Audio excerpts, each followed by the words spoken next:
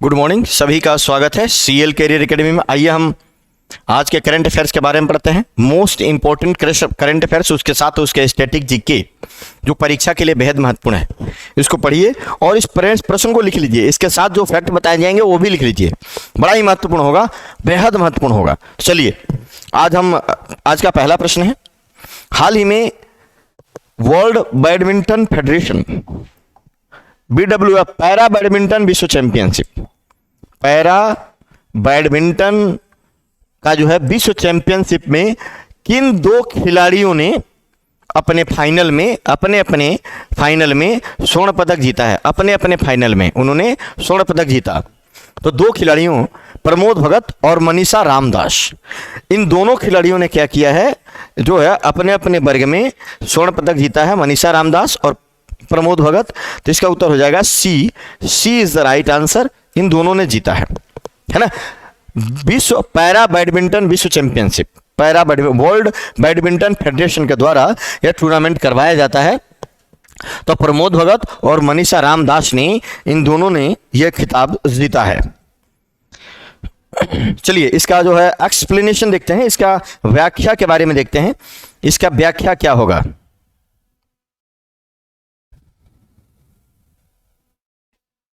इसकी व्याख्या के बारे में देखते हैं। प्रमोद भगत, मनीषा रामदास ने पैरा बैडमिंटन विश्व चैंपियनशिप में स्वर्ण पदक जीते, है ना। अपने वर्गों के जो फाइनल मुकाबले खेले उन दोनों ने स्वर्ण पदक जीता। प्रमोद भगत और मनीषा ने जीता गोल्ड। भगत ने फाइनल में नीतीश कुमार को हराया। भगत ने नीतीश कुमार को हराया, भगत ने। और मनीषा रामदास ने किसे हराया, मनीषा ने मामिको तोयोडा को हराया। मामिको तोयोडा को हराया। तीन दोनों ने अपने अपने ग्रुप में जो है ना, प्रमोद भगत ने नीतीश कुमार को हराकर, मनीषा रामदास ने मामिको तोयोडा को हराकर स्वर्ण पदक जीता है। याद रखिएगा।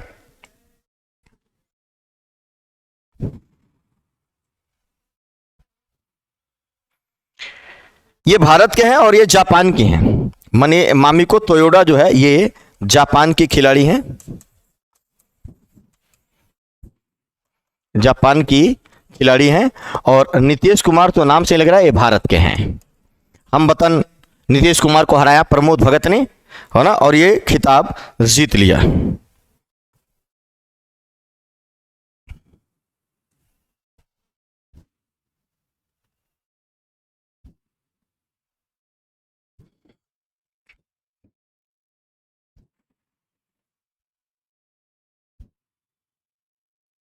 चलिए, तो ये आप ध्यान रखिएगा, बहुत महत्वपूर्ण प्रश्न होगा आपके परीक्षा के लिए। FIH के नए अध्यक्ष कौन बने हैं, फेडरेशन ऑफ इंटरनेशनल हॉकी के नए अध्यक्ष कौन बने हैं। नए अध्यक्ष, तो जो नए अध्यक्ष बने हैं तैयब इकराम। नए अध्यक्ष कौन बने हैं, तैयब इकराम इसके नए अध्यक्ष बने हैं। याद रखिएगा, बेहद महत्वपूर्ण होगा। एशियाई हॉकी महासंघ के जो CEO हैं अब FIH के अध्यक्ष बन गए। तैयब इकराम कौन थे, एशियाई हॉकी जो है फेडरेशन के जो है ये CEO थे। अब इनको फेडरेशन ऑफ इंटरनेशनल हॉकी अंतर्राष्ट्रीय महासंघ या अंतर्राष्ट्रीय हॉकी महासंघ का नया अध्यक्ष चुन लिया गया। जो है ये नरेंद्र बत्रा का स्थान लेंगे। ये नरेंद्र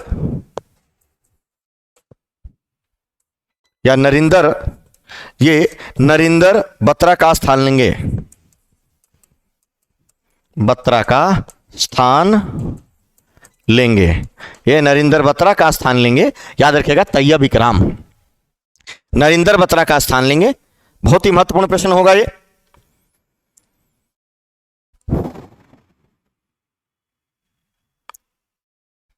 और ये किस देश के हैं तैयब इकराम, पाकिस्तान के हैं। ये पाकिस्तान से हैं, ये पाकिस्तान से हैं।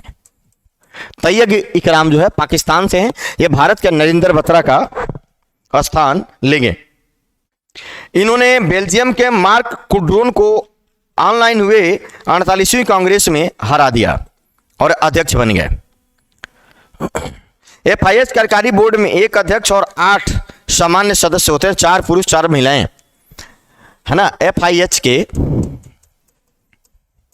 कार्यकारी बोर्ड में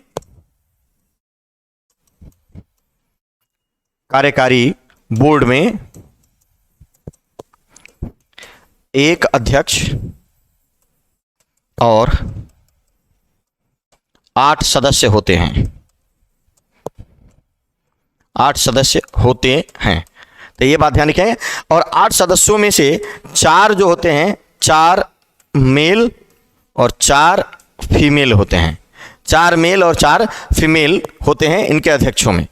तो ये बात याद रखिएगा, बेहद महत्वपूर्ण होगा। अंतर्राष्ट्रीय हॉकी महासंघ की स्थापना कब हुई थी? FIH की स्थापना जनवरी 1924 पेरिस फ्रांस में हुई थी। अंतर्राष्ट्रीय महासंघ की स्थापना 7 जनवरी 1924 को पेरिस फ्रांस में हुई थी। ये बात आप लोग याद रखिएगा। यहाँ पे इसके बारे में हम लिख लेते हैं, FIH स्थापना, है ना। इसकी स्थापना कब हुई? सभी लोग इसकी स्थापना को ध्यान में रखेंगे। 7 जनवरी 1924, 7 जनवरी 1924 को, 7 जनवरी 1924 आप लोग ध्यान रखिएगा, इसकी स्थापना हुई थी 7 जनवरी 1924। मुख्यालय लॉजेन स्विट्जरलैंड में,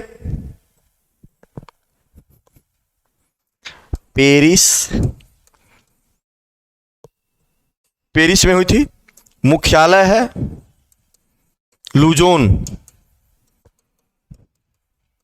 स्विट्जरलैंड में, लुजोन स्विट्जरलैंड में है इसका मुख्यालय, है ना। और इसके नए अध्यक्ष तैयब इकराम बन गए हैं, नए अध्यक्ष तैयब इकराम बन गए हैं।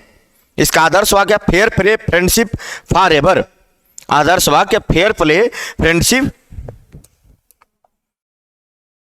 राष्ट्रीय स्मारक प्राधिकरण के अध्यक्ष कौन बने हैं? राष्ट्रीय स्मारक प्राधिकरण, राष्ट्रीय स्मारक प्राधिकरण के अध्यक्ष, राष्ट्रीय स्मारक प्राधिकरण के अध्यक्ष कौन बने हैं? ध्यान रखेंगे, राष्ट्रीय स्मारक प्राधिकरण के नए अध्यक्ष बन गए। कौन बने हैं? किशोर के वसा। सही जवाब हो जाएगा बी, इसका बिल्कुल सही जवाब है। किशोर के वसा नए अध्यक्ष बने हैं राष्ट्रीय स्मारक प्राधिकरण के।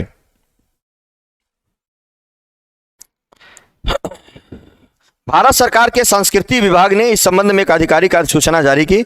उनका कार्यकाल 3 साल का होगा। बसा महाराजा श्री रामचंद्र भंजदेव विश्वविद्यालय के कुलपति हैं। भारतीय राष्ट्रीय परिसंघ और मानव विज्ञानी अकादमी के अध्यक्ष भी हैं, जो भारत में सबसे बड़ा मानव विज्ञान संघ है ना। तो याद रखेंगे,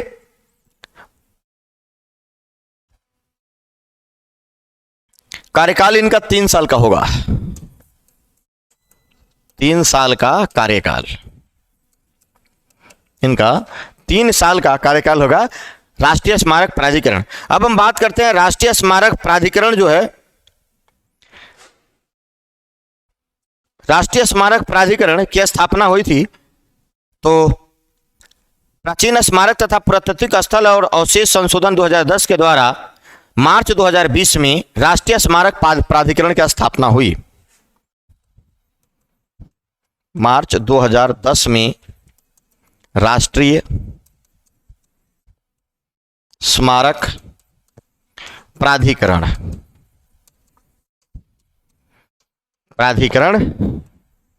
की स्थापना हुई, है ना। और इसका हेड ऑफिस जो है नई दिल्ली में है, इसका हेड ऑफिस नई दिल्ली में, ध्यान रखिएगा। तो मार्च 2010 में बना था एक अधिनियम के द्वारा। दुनिया की पहली वैदिक घड़ी किस शहर को मिलेगी? तो अगले वर्ष जो है, अगले वर्ष दुनिया की पहली वैदिक घड़ी लगा दी जाएगी और ये लगाई जाएगी उज्जैन में। इसका सही जवाब होगा उज्जैन। ध्यान रखिएगा, दुनिया की पहली कौन सी घड़ी? वैदिक घड़ी किस शहर को में लगेगी? उज्जैन में लगेगी। और उज्जैन जो है मध्य प्रदेश में है, मध्य प्रदेश में है। उज्जैन मध्य प्रदेश में दुनिया की पहली वैदिक घड़ी यहां लगाई जाएगी। वैदिक घड़ी काल गणना के केंद्र माने गए मध्य प्रदेश में उज्जैन को काल गणना का केंद्र माना जाता है। काल गणना का केंद्र माना जाता है। महाकालेश्वर मंदिर यही है। महाकालेश्वर मंदिर किस नदी के किनारे है? क्षिप्रा नदी के किनारे। क्षिप्रा नदी के किनारे है। यहां पर कुंभ भी लगता है। क्षिप्रा नदी किनारे है, कुंभ भी लगता है। तो 22 मार्च को गुड़ी पड़वा पर यह लगाया जाएगा। वैदिक घड़ी 22 मार्च को गुड़ी पड़वा, जो एक नव वर्ष का त्योहार है, गुड़ी पड़वा त्योहार पर लगाया जाएगा, है ना। ये 22 मार्च को गुड़ी पड़वा त्योहार पर लगाया जाएगा। काल गणना के सिद्धांतों में, है ना, ये जो है होगा, ये याद रखिएगा, बेहद महत्वपूर्ण प्रश्न होगा। That is a very very most important. इसमें सभी सूर्योदय का भी सिंक्रोनाइज करें। वैदिक घड़ी के एप्लीकेशन में विक्रम पंचांग भी समाहित है। सूर्योदय से सूर्यास्त की जानकारी, ग्रह योग, भद्र चंद्र स्थिति, नक्षत्र, चौघड़िया, सूर्य ग्रहण, चंद्र ग्रहण की विस्तृत जानकारी, है ना। तो यह याद रखिएगा, एक महत्वपूर्ण प्रश्न होगा।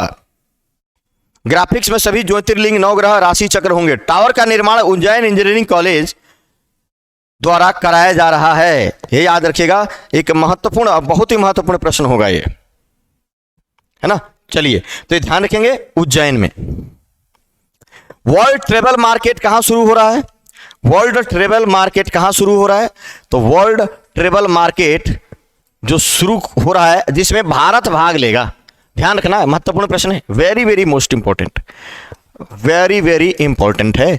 इसमें भारत भाग लेगा। और यह कहां शुरू किया जा रहा है? तो इसकी शुरुआत हो रही है लंदन में, लंदन यूके में, London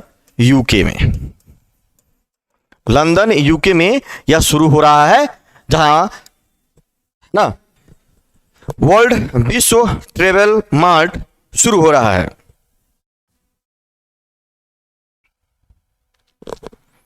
world travel mart, Bharat होगा इसमें शामिल। 3 दिवस का ये ट्रेवल मार्ट होगा जो किया गया है। पसंदीदा स्थल बताया जाएगा। प्रदर्शनी की थीम है यात्रा का भविष्य शुरू हुआ। थीम यात्रा का भविष्य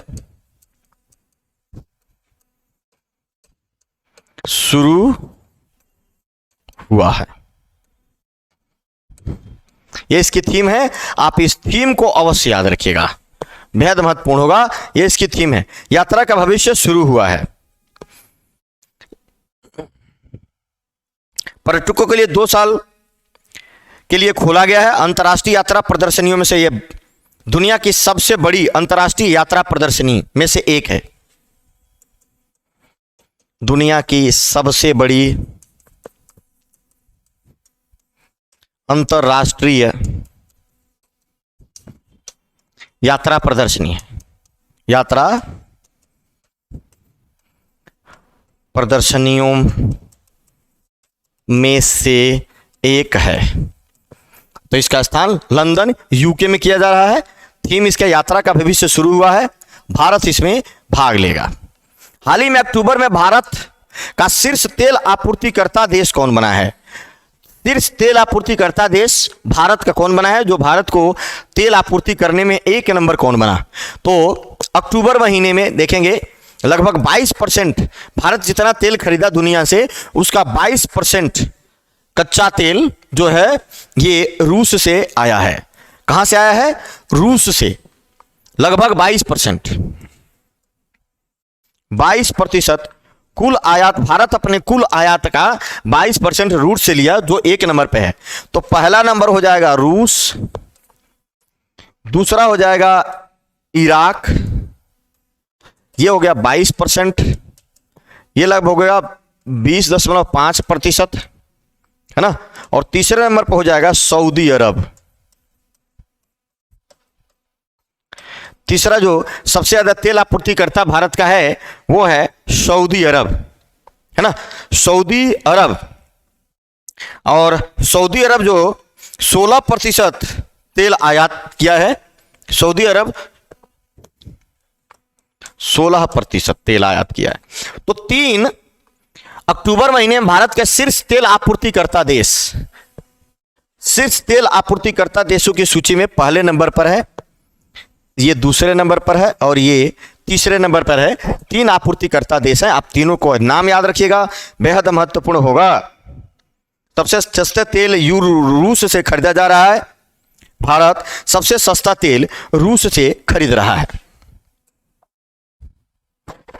हाल ही में कहा मोदी की उपलब्धियों और विरासत पर लिखी गई 2 पुस्तकों का विमोचन हुआ। मोदी की उपलब्धियों और विरासत पर, देखिए कहां किया गया है, यह पूछा गया है प्रश्न, है ना। मोदी की उपलब्धियों और विरासत पर लिखी गई कितनी पुस्तकें, 2 पुस्तकों का कहां पर उद्घाटन हुआ, विमोचन हुआ, उसको लॉन्चिंग किया गया। तो ये किया गया, इसका सही जवाब हो जाएगा, यह होगा दुबई में किया गया है। इसका सही जवाब होगा बी, दुबई। तो मोदी की 2 पुस्तकों का दुबई में हुआ। और ये पुस्तकें जो है, क्या नाम है इनका, तो पहली पुस्तक, एक पुस्तक जो है यह है मोदी, ये दोनों पुस्तकों का नाम याद रखेंगे, Modi @20 dreams meet delivery, dreams meet delivery.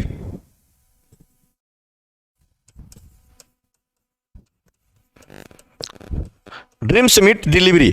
तो एक किताब यह है। दूसरी किताब कौन सी है,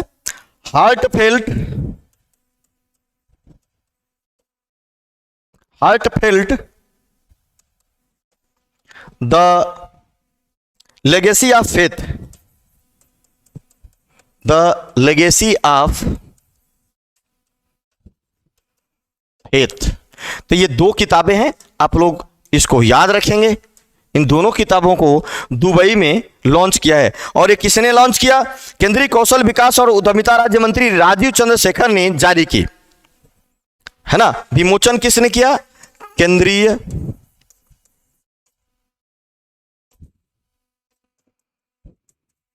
कौशल एवं उद्यमिता, केंद्रीय कौशल उद्यमिता राज्य मंत्री, है ना, चंद्रशेखर। उद्यमिता राज्य मंत्री, कौशल विकास और उद्यमिता राज्य मंत्री राजीव चंद्रशेखर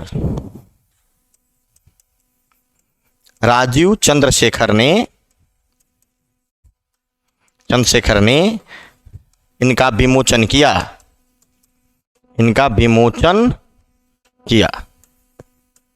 है ना। तो याद रखिएगा, महत्वपूर्ण प्रश्न होगा, इसका विमोचन इन्होंने किया। तो ये दोनों किताबों का नाम दुबई में हुआ। दुबई कहां है, UAE, संयुक्त अरब अमीरात में है, UAE, संयुक्त अरब अमीरात में दुबई है। हाल ही में एक कैलेंडर वर्ष में, है ना, T20 अंतरराष्ट्रीय रन बनाने वाले पहले खिलाड़ी कौन बने हैं, पहले भारतीय खिलाड़ी। इसके पहले कोई भी T20 अंतरराष्ट्रीय जो मैच होते हैं उसमें 1000 रन एक कैलेंडर वर्ष में नहीं बनाया। तो एक कैलेंडर वर्ष में T20 अंतरराष्ट्रीय मैच में 1000 रन बनाने वाले पहले भारतीय खिलाड़ी हो गए हैं सूर्य कुमार यादव। इनको 360 डिग्री भी कहा जा रहा है, 360 डिग्री भी कहा जा रहा है, AB डिविलियर्स के जैसे, है ना। तो इसका सही जवाब कौन सा होगा, Surya Kumar Yadav is the right answer. इन्होंने जो है 1000 T20 अंतरराष्ट्रीय रन बनाए हैं। 6 नवंबर को जो खेला गया, जो इनका अंतरराष्ट्रीय मैच था world cup, T20 world cup में उन्होंने बनाया। 18 पारियों में सूर्य कुमार यादव ने 44-6-0 की औसत से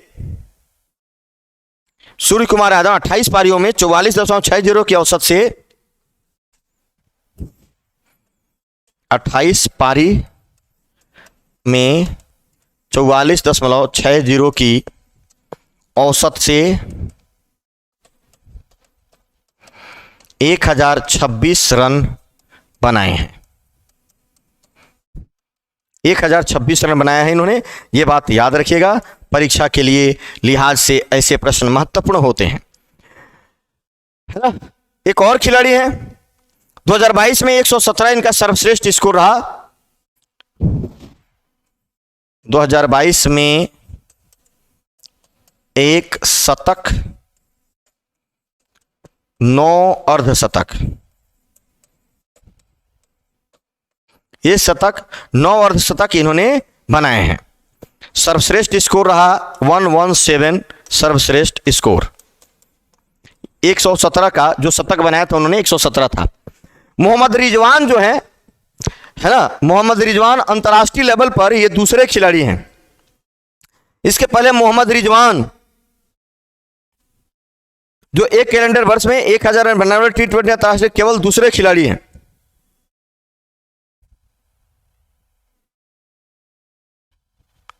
पाकिस्तान 2021 में पाकिस्तान के विकेट कीपर बल्लेबाज मोहम्मद रिजवान ने 2021 में पाकिस्तान के मोहम्मद रिजवान ने 73.66 के औसत से 1326 रन बनाए। 1326 रन बनाए, 1 शतक 12 अर्धशतक। तो अंतर्राष्ट्रीय लेवल पर सूर्य कुमार यादव जो है दूसरे खिलाड़ी हैं और मोहम्मद रिजवान जो हैं ये पहले खिलाड़ी हैं जिन्होंने एक कैलेंडर वर्ष में जो है 1000 रन बनाए। तो ये बात याद रखिएगा, पहले रिजवान पाकिस्तान के विकेट कीपर बल्लेबाज और उसके बाद सूर्य कुमार यादव। 17वें प्रवासी भारतीय दिवस, 17वें, है ना, ध्यान रखेंगे, 17वें प्रवासी भारतीय दिवस सम्मेलन जो 2023 में होने वाला है, किस देश के राष्ट्रपति जो है मुख्य अतिथि होंगे? किस देश के राष्ट्रपति मुख्य अतिथि होंगे? तो इसका जवाब हो जाएगा गुयाना। गुयाना के जो राष्ट्रपति होंगे वो मुख्य अतिथि होंगे, गुयाना के राष्ट्रपति। अब गुयाना के जो राष्ट्रपति हैं नाम क्या है? डॉक्टर मोहम्मद इरफान अली। राष्ट्रपति ना जो है मोहम्मद इरफान अली, डॉक्टर मोहम्मद इरफान अली, है ना। तो यहां के जो राष्ट्रपति हैं डॉक्टर मोहम्मद इरफान अली, ये 17वें प्रवासी भारतीय दिवस के क्या होंगे? मुख्य अतिथि होंगे। 17वें प्रवासी भारतीय दिवस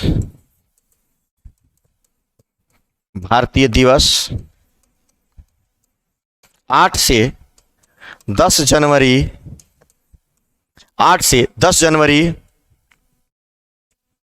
2023 में इंदौर में होगा। इंदौर में होगा, तो इंदौर में आयोजित किया जाएगा। यह 2003 से आयोजित हो रहा है। कब से आयोजित हो रहा है? 2003 से आयोजित हो रहा है। 2003 से आयोजित हो रहा है, तो याद रखेंगे। तो 17वें प्रवासी भारतीय दिवस जो मध्य प्रदेश के इंदौर में होगा, उसके मुख्य अतिथि गुयाना के राष्ट्रपति डॉक्टर मोहम्मद इरफान अली होंगे, है ना, जो 8 से 10 जनवरी 2023 में इंदौर में होगा। तो ये बात याद रखिएगा, बेहद महत्वपूर्ण है, the very very most important है, ये सभी आप लोगों को याद रखना है। ऑस्ट्रेलिया की सांसद सदस्य जेनेटा मस्कारहेन हास युवा प्रवासी भारतीय दिवस में भाग लेंगी। युवा प्रवासी दिवस में भाग लेंगी। क्या नाम है? सदस्य जेनेटा मैस्केरेन हास। चलिए,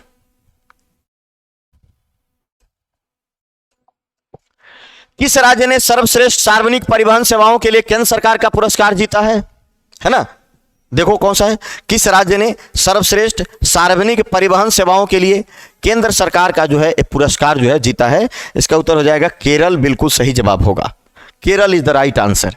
इसका सही जवाब हो जाएगा केरल, ये पुरस्कार जीता है। केरल सड़क परिवहन सिटी सर्कुलर सर्वश्रेष्ठ सार्वजनिक परिवहन प्रणाली वाले शहर की श्रेणी में शहरी परिवहन में राष्ट्रीय टिप्पणी पुरस्कार जीता है ना? शहर परिवहन में राष्ट्रीय टिप्पणी पुरस्कार जीता है।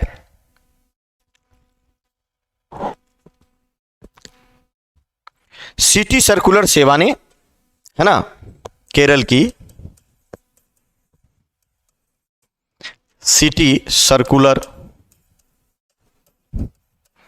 सेवा ने यह पुरस्कार जीता है। सिटी सर्कुलर सेवा ने सार्वजनिक परिवहन प्रणाली वाले शहर, सार्वजनिक परिवहन प्रणाली वाले शहर का पुरस्कार जीता है। तो याद रखिएगा, शानदार प्रश्न होगा। केरल सार्वजनिक परिवहन प्रणालियों में राज्य की श्रेणी में केरल 1 नंबर पुरस्कार जीता है। बेहद महत्वपूर्ण होगा। चलिए, आज के लिए इतना ही। कल फिर मिलेंगे इसी तरीके के प्रश्नों के साथ। आप इसको पढ़ते रहिए, लिखते रहिए। कल फिर मिलेंगे। सभी का बहुत बहुत धन्यवाद। जय हिंद, जय भारत।